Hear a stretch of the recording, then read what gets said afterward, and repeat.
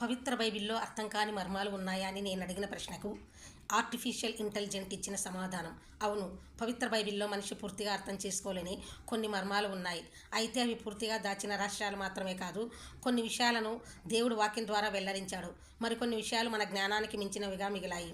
బైబిల్లోని కొన్ని మర్మాలు: దేవుని స్వభావం, ఒకే దేవుడు తండ్రి, కుమారుడు, పరిశుద్ధాత్మగా వ్యక్తం చేయడం, త్రిత్వ మర్మం, క్రీస్తు అవతారం, సంపూర్ణ దేవుడైన యేసు మనిషిగా జన్మించడం, శిలువ మరియు రక్షణ, క్రీస్తు మరణం ద్వారా పాపమోక్షం ఎలా లభిస్తుందో విశ్వాసం ద్వారా గ్రహిస్తాం. దాని సంపూర్ణ లోతు మానవ బుద్ధికి మించినది. దేవుని రాజ్యం, యేసు బోధల్లో రాజ్యం కొన్నిసార్లు విత్తనం, ముత్యం, విందు వంటి ఉపమానాల ద్వారా వివరించబడింది. ప్రవచనాలు మరియు ప్రకటన గ్రంథం, వాటిలోని ప్రతీకలు, సంఖ్యలు, మృగాలు, ముద్రలు, తీర్పులపై అర్థంపై క్రైస్తవులలో భిన్నమైన వివరణలు ఉన్నాయి.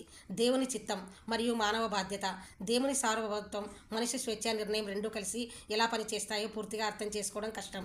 బైబిల్ చెప్పే సమతుల్యత, ఇర్మియా 3:33-3లో దేవుడు నీవు గ్రహింపలేని గొప్ప సంగతులను, గూఢమైన సంగతులను నీకు తెలియజేతునని చెబుతున్నాడు. అదే సమయంలో ద్వితీయోపదేశకాండం 29:29 భావం ప్రకారం కొన్ని విషయాలు దేవునికే చెందినవి. మనకు వెల్లడించిన విషయాలను అనుసరించడమే మన బాధ్యత. కాబట్టి మర్మాన్ని తెలుసుకోవాలనే ఆసక్తి మంచిదే, కానీ ప్రతి ఊహను బైబిల్ సత్యంగా చెప్పకూడదు.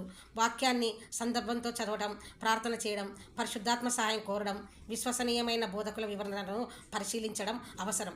ముఖ్యమైన మర్మం: బైబిల్లో మర్మాలు ఉన్నప్పటికీ దేవుని ప్రేమ, క్రీస్తు ద్వారా రక్షణ, పశ్చాత్తాపం, విశ్వాసం, ప్రేమ ఇవి మనకు స్పష్టంగా వెల్లడించబడిన సత్యాలు. కాబట్టి కరుణాకర, నీకు తెలిసిందే నువ్వు నిజమనుకోవడం, దాన్ని ప్రసారం చేయడం, ఈ మతోన్మాదులకు ఇది తగని పని.